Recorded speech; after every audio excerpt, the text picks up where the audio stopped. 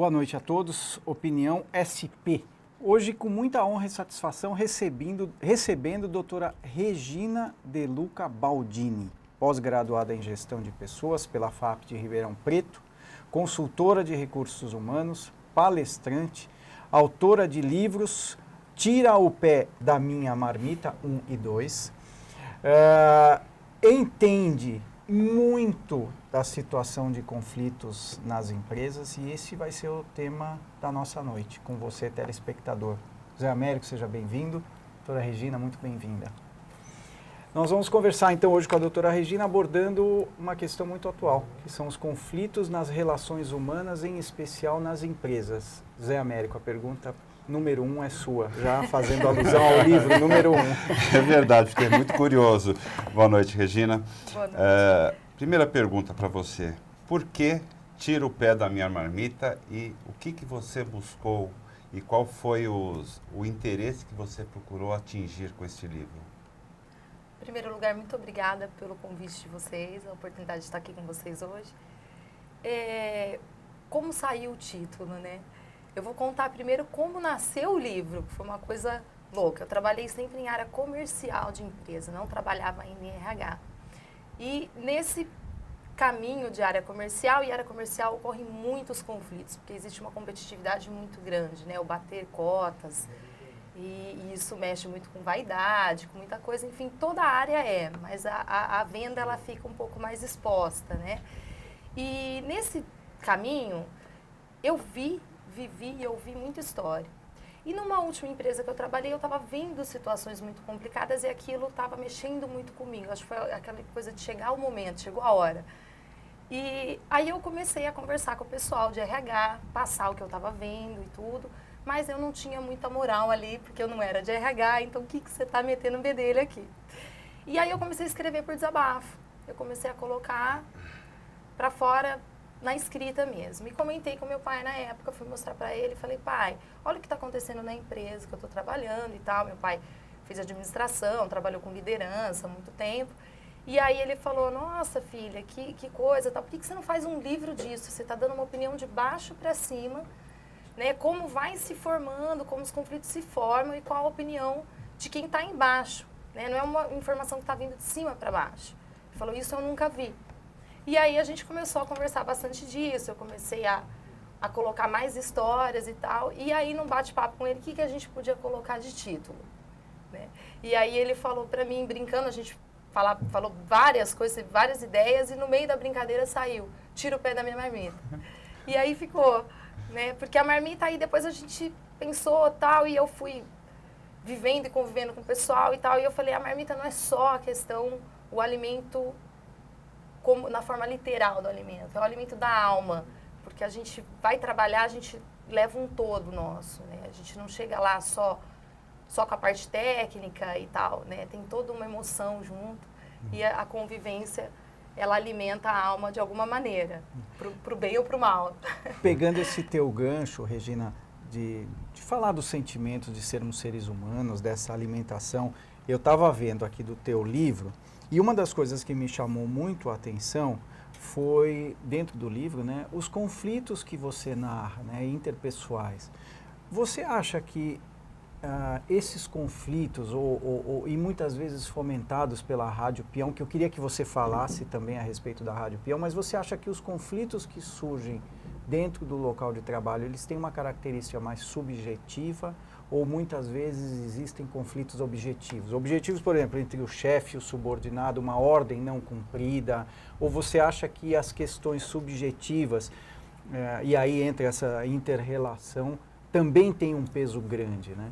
Queria ouvir a tua opinião, se você acha que essas questões mais ligadas ao subjetivismo, por sermos seres humanos, né? Então, às vezes, uma fala mal colocada, Sim. uma ordem dada de uma forma mais ríspida, se você acha que esses conflitos também se formam por essas questões, Sim, ou são com puramente... toda certeza. Que até o que eu falo muito dos livros, né? Eles não são as fórmulas mágicas para solucionar problema. Que existe muito passo a passo, 8 passos para o sucesso e tal. Não existe fórmula mágica para ser humano. E, por exemplo, aqui a equipe de vocês. Vocês chegam aqui para trabalhar. Hoje eu estou num dia super positivo. Eu vim aqui para São Paulo, conversar com pessoas interessantes. Então eu já vim já a minha cabeça já está sentindo. Ali vai ser bom, vai ser gostoso. Então eu já vim preparada para ser bom. Então eu estou nesse momento bom. Eu vou achar tudo lindo, todo mundo muito simpático, com toda certeza. Mas as pessoas que estão aqui convivendo dia a dia é bem diferente, né? Então um veio tá com TPM. Outro pode ter brigado com o namorado, outro pode estar começando uma relação e estar apaixonado. Então, são coisas assim muito variadas num pacote só. Então, tá todo mundo dentro do mesmo espaço e sentindo coisas diferentes. Tudo isso vem para o lugar junto com a pessoa. Não tem como deixar lá na porta, entrar e só vou trabalhar hoje. Então, o que acontece? Tem esses sentimentos predispostos ali dentro. E aí, no meio de uma conversa, numa coisa, na hora de fazer uma coisa, a outra, vai fazer a maquiagem, pediu para ir fazer e tal. Nessa relação, podem acontecer situações de que, num momento, fala de uma forma diferenciada, o outro se ofende e aí pode surgir um conflito. Pode surgir uma situação complicada. Como que no ambiente de trabalho, muitas vezes, surgem os problemas nessa relação que eu sei que é uma relação delicada? É uma relação que nasce complicada e delicada, como a gente até estava comentando antes de iniciar a gravação, o programa, que a relação é complicada como a relação de sogra com nora, sogra com genro, ela já tem aquela tradição de que ela vai ser difícil. E no posicionamento do chefe subordinado existe o seguinte, o chefe, o gestor, ele está um degrau acima. Então, já tem a relação do poder, ele manda mais, Então, existe um medo, uma insegurança, uma instabilidade para quem está embaixo. É um pisar em ovos. E você acha que esse pisar em ovos, ele acontece ou ele permeia a relação independentemente do tempo que essa relação durar? Você acha que isso já é uma característica? Sim, mas eu acho que depende muito de quem está em cima.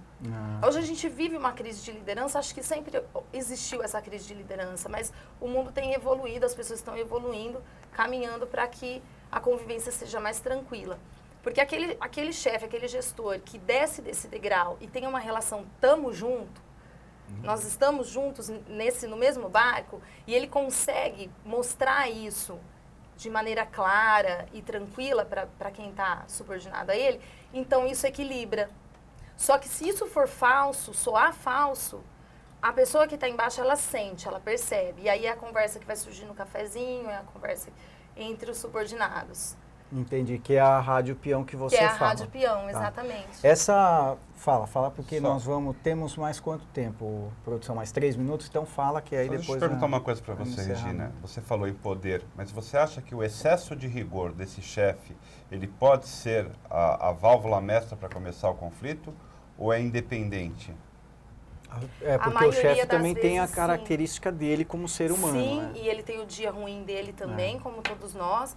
Mas eu acredito que há muita, não sei se a maioria das vezes, mas acredito que grande parte sim. Mas existem as pessoas subordinadas mal intencionadas também. Essa fala é muito interessante da pessoa subordinada mal intencionada, porque a gente muitas vezes tem a figura do chefe, aquele opressor, não é? Aquele que trata com rigor e muitas vezes até cobra demasiadamente do subordinado. Mas é importante você balizar na medida em que essa relação, por parte do subordinado, também não é sempre linear ou transparente. Não, né? Isso não é muito interessante. Existem as pessoas mal intencionadas. Eu falo muito de assédio moral também nos livros. É importante que hoje tem uma explosão, está acontecendo uma explosão de processos em assédio moral. Isso é muito bom, porque as empresas começam a tomar mais cuidado, enfim, mas também tem o lado que é ruim, porque existem pessoas que também tiram proveito disso. Elas causam a situação, criam a situação para que aquilo aconteça. Isso acontece muito mesmo. Sim, também. Vamos para o nosso intervalo. Zé Américo, alguma consideração final? Não, por enquanto não, mas já tem uma próxima pergunta para o próximo bloco. Tá bom. Então você, telespectador, não saia aí da telinha. Nós vamos fazer uma pequena pausa e já voltamos com Regina De Luca Baldini.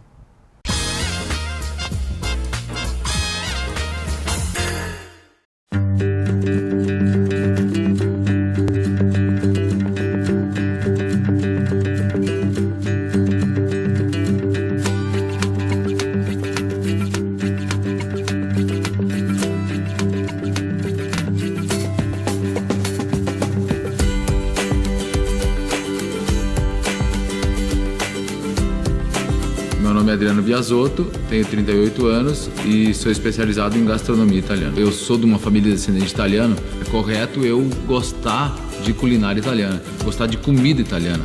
Como eu cresci nesse meio, cozinhar, de sempre estar à mesa, ao redor da mesa, todo mundo sentado junto. E com isso eu parti para ir me especializar na Itália, procurei mais a culinária italiana, mais de aromas, uma coisa mais moderna, voltada para a nossa região aqui, né?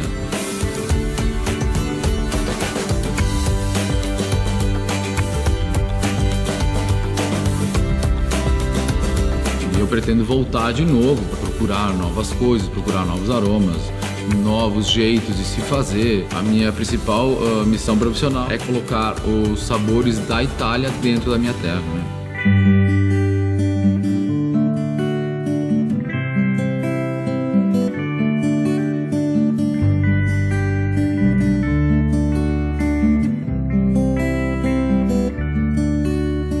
Eu gosto quando eu recebo alguém em casa, que o pessoal fique, eles interajam comigo, que eu não preciso ficar lá na cozinha escondido. Então eu gostaria que essa cozinha fosse receptiva ao pessoal, né? Que eles consigam chegar, que todo mundo ajude, né? Que aí que é o bom da coisa, né? A cozinha dos sonhos, ela tem que ser prática, para focar naquilo que eu mais gosto de fazer, que é cozinhar.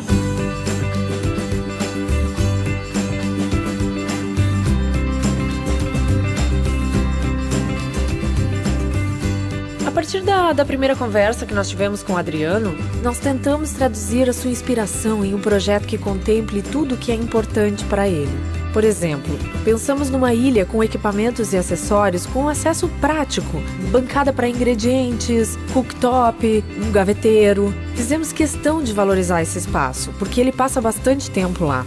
Adotamos cores elegantes e um acabamento em lâmina natural de madeira para o ambiente ficar ao mesmo tempo acolhedor e moderno. Tudo com tecnologia de ponta.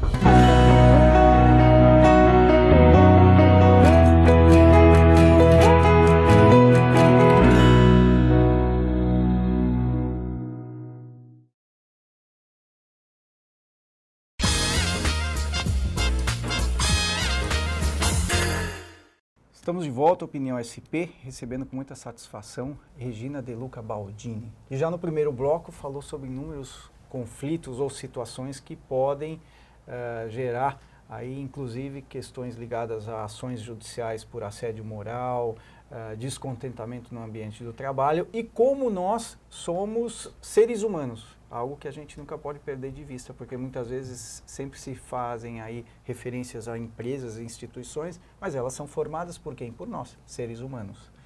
Zé Américo, pergunta número 1 do bloco número 2. Regina, a maioria dos livros que tratam sobre o assédio moral, o assédio sexual, sempre acabam tendo como um enfoque para o lado psicológico, ou na forma da apresentação, ou na forma do seu conteúdo. Recentemente, o Tribunal Regional do Trabalho, ele fez um ciclo de palestras sobre o assédio moral, onde a maioria dos palestrantes eram todos psicólogos. A gente percebe que a relação interpessoal necessita dessa ajuda da psicologia. Você acha que as empresas deveriam utilizar mais os psicólogos ou patrocinar cursos de convivência social? Ou a que você se deve esse problema que hoje reina no campo empresarial sobre o assédio moral, o assédio sexual? Eu acredito que a gente está vivendo um momento do conflito dos paradigmas. É o paradigma mecanicista e o paradigma holístico. E tem muitas empresas que culturalmente elas são mecanicistas, inteiramente mecanicistas. Outras têm pessoas misturadas lá dentro, até pela questão de conflito de geração. De repente, uma empresa familiar, o empreendedor que criou, que levantou aquilo, é mecanicista, pela época que viveu, enfim. Aí o filho já pode ter, talvez, uma visão holística. Não necessariamente é uma questão de geração. Ela é mais frisada assim, ocorre mais assim, o mais comum, mas não necessariamente. Tem pessoas chamadas baby boomers ali que têm a visão holística da situação. Mas geralmente o comum, o empreendedor que levantou é mecanicista.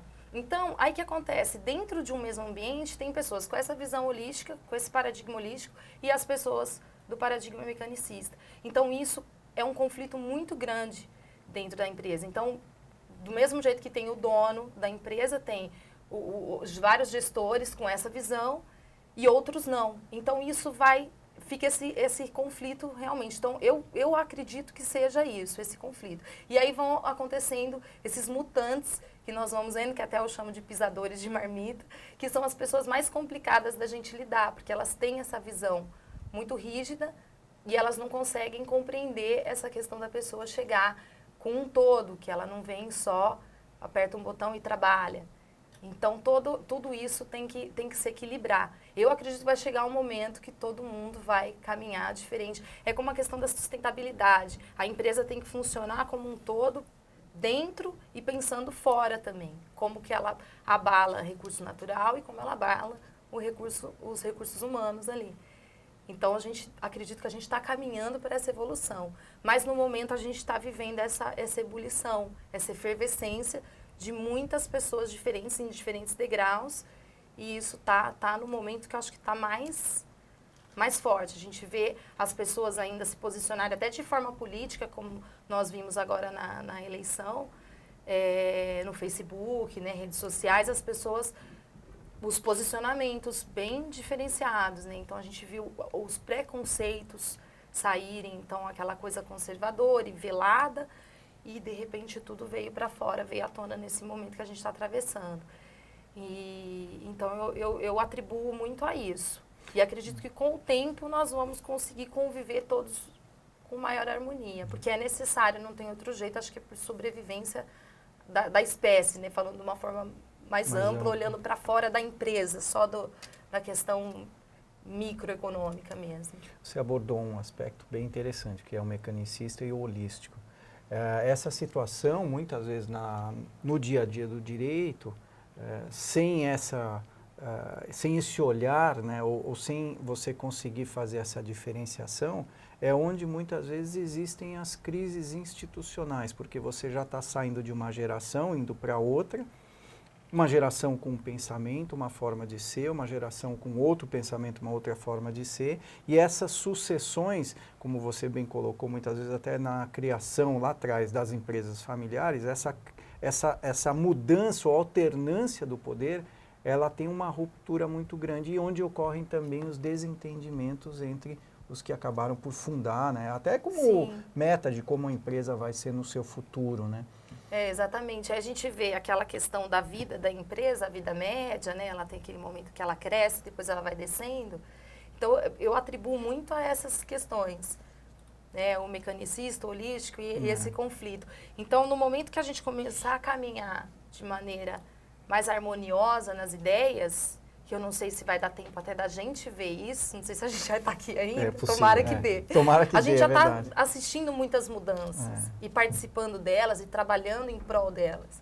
Mas, assim, tomara que a gente veja caminhando, assim, tranquilamente mesmo. Não pode falar, depois eu tenho só uma dúvida dos fantasminhas que ela cita Regina, no livro. Só sem nenhuma crítica aos problemas que ocorrem no judiciário, mas você, pelo estudo que você fez, pelas pesquisas que você fez ao escrever esse livro, você acha que a quantidade de ações hoje, elas são reais ou elas são preparadas para que se engaje no campo do assédio moral?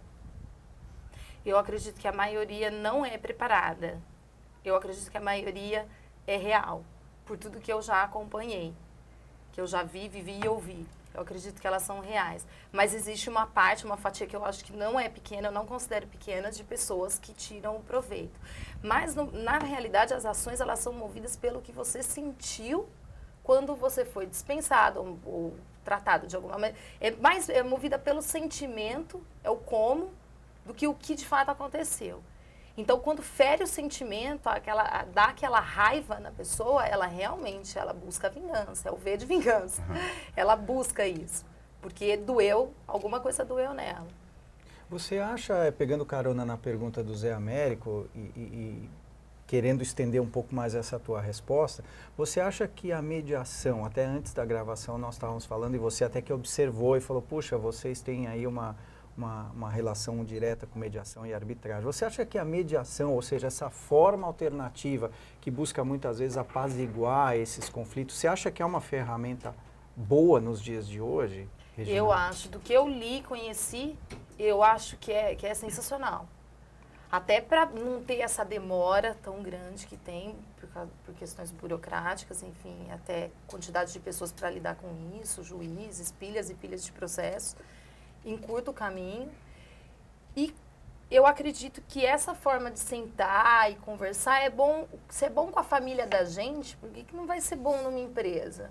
É verdade. Porque se sentar verdade. e conversar e entender, poxa, o que se passa aí desse lado e o que se passa desse lado de cá, esse é alinhar expectativas, né?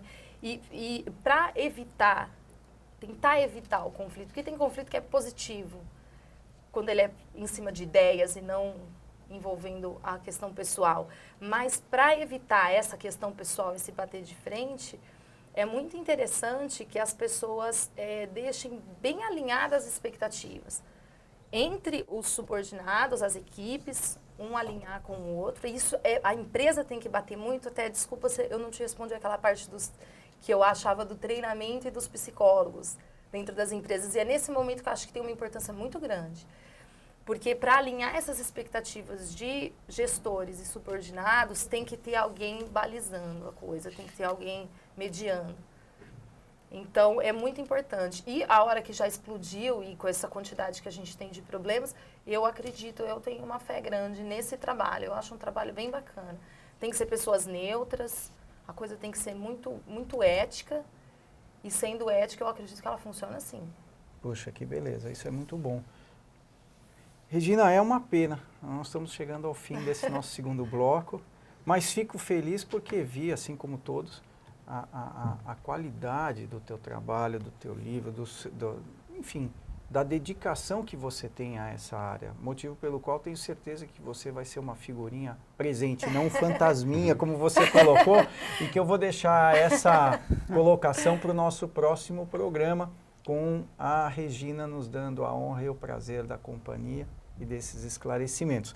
Eu quero saber dos fantasminhas e depois nós tínhamos no intervalo conversado a respeito de uma outra colocação, que essa eu deixo como surpresa para o nosso próximo programa. Regina, muito obrigado por ter vindo. Eu que agradeço. Ter batido esse papo tão gostoso conosco. Pena que o nosso tempo é curto. Mas não faltarão oportunidades. Américo?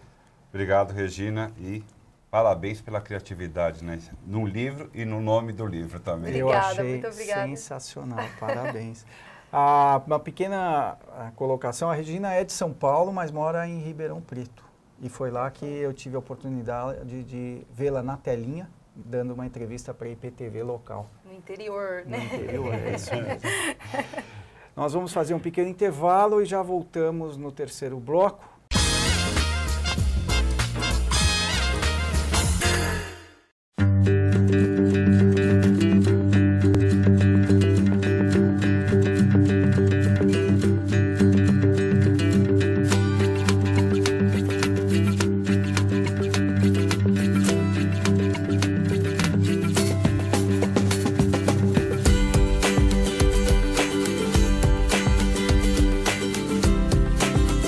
Adriano Biasotto, tenho 38 anos e sou especializado em gastronomia italiana. Eu sou de uma família descendente italiano, é correto eu gostar de culinária italiana, gostar de comida italiana. Como eu cresci nesse meio, cozinhar, de sempre estar à mesa, ao redor da mesa, todo mundo sentado junto. E com isso eu parti para ir me especializar na Itália, procurei mais a culinária italiana, mais de aromas, uma coisa mais moderna, voltada para a nossa região aqui, né?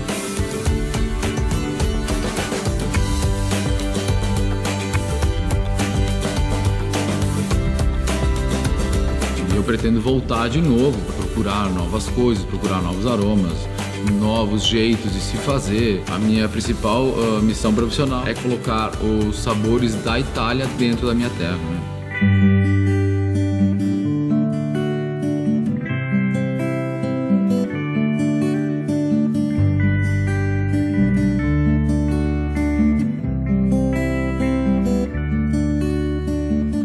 gosto quando eu recebo alguém em casa, que o pessoal fique, eles interajam comigo, que eu não preciso ficar lá na cozinha escondido. Então eu gostaria que essa cozinha fosse receptiva ao pessoal, né? Que eles consigam chegar, que todo mundo ajude, né?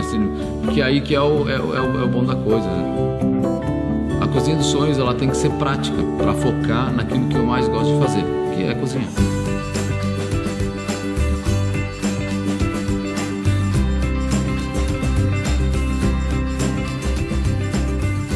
A partir da primeira conversa que nós tivemos com o Adriano, nós tentamos traduzir a sua inspiração em um projeto que contemple tudo o que é importante para ele.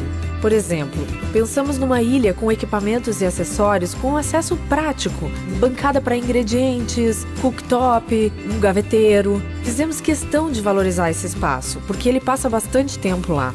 Adotamos cores elegantes e um acabamento em lâmina natural de madeira para o ambiente ficar ao mesmo tempo acolhedor e moderno. Tudo com tecnologia de ponta.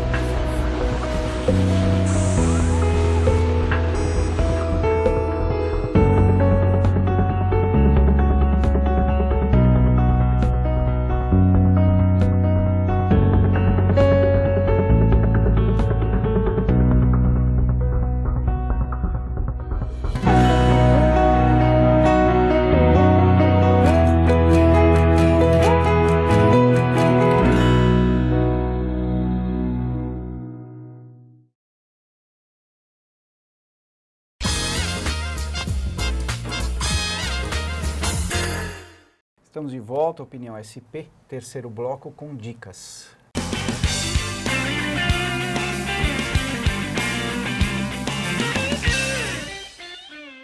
A dica de hoje é de um delicioso ambiente para um bate-papo bem tranquilo e aconchegante. O Café Colón. Há mais de 13 anos se empenha para que o cliente se sinta num clima portenho. Todo o ambiente é decorado com fotos da belíssima Buenos Aires, do Teatro Colón e Carlos Gardel. É um local muito bonito e descontraído, vale a pena conhecer. Fica na Rua Lagoa 555 Casa 2, Higienópolis, São Paulo. Telespectador, não perca o nosso próximo Opinião SP. Até lá.